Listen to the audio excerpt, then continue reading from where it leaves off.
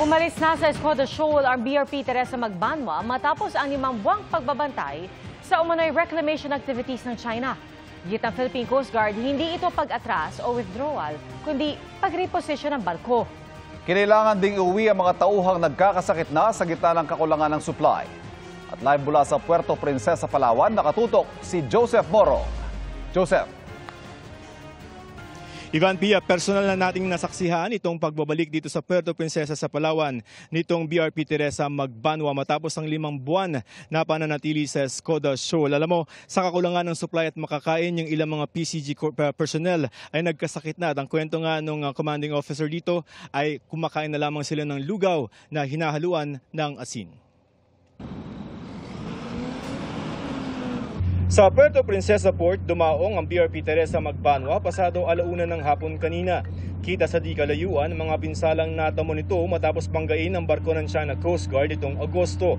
Personal na sinalubong ni na PCG Commandant Admiral Ronnie Hill Gaban, Palawan Coast Guard District Commander Captain Dennis Labay at PCG spokesperson for the West Philippine Sea Commodore J. Dardela ang mga Coast Guard personnel. Ang ilan sa kanila nagkasakit na kaya agad na nilipat sa Coast Guard Dispensary para sa paunang check-up. Doon sa 5 buwan na pananatili nitong BRP Teresa Magbanwa, yung ilan na mga Coast Guard personnel ay nagkasakit na at yung iba nakadextrose na dahil ang sabi sa atin ay dahil sa kawalan ng tubig. So 4 yan na dadalhin sa ospital. Ayon kay Gaban, rekomendasyon niya na bumalik na sa Palawan ang BRP Teresa Magbanwa. Bukod sa masamang panahon sa lugar, nagkukulang na rin ang pagkain ng lampas 60 personnel. Well, we have a National Maritime Council.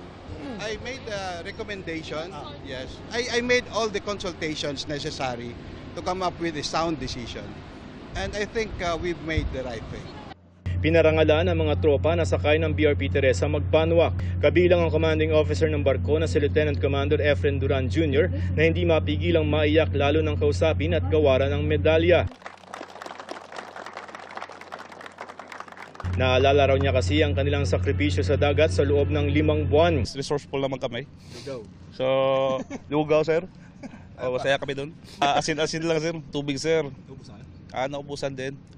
Pagkatapos ng pagbibigay ng parangal, today is a celebration, is a thanksgiving of a very successfully conducted mission by this ship. So this is a reintroduction